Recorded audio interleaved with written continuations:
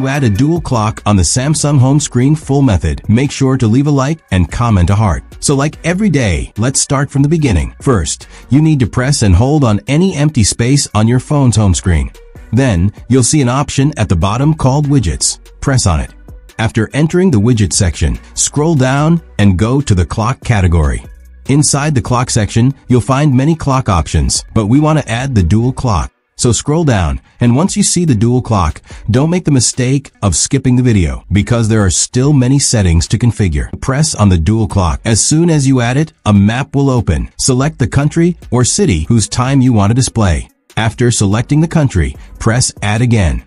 Once the first city's time is added, you'll come to this page. At the very top, you'll see a preview of the dual clock. Whatever settings you apply will be shown there in real time. First city in dual clock refers to your home or primary time zone. This is usually the city where you live or the one you choose as your main location. Its time is always shown alongside the second city's time.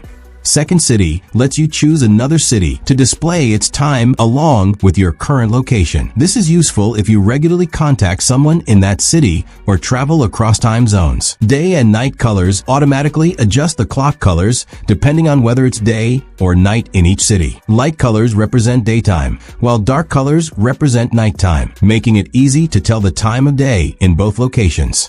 Transparency adjusts how see-through the clock widget appears on your home screen. A higher transparency blends the clock into the background, while lower transparency makes it stand out more. Match with dark mode allows the clock to automatically adjust its style to match your phone's dark mode. When dark mode is on, the clock switches to darker colors for a better appearance and reduced eye strain. After configuring all the settings, don't forget to hit save at the end. Thanks for watching, and don't forget to subscribe.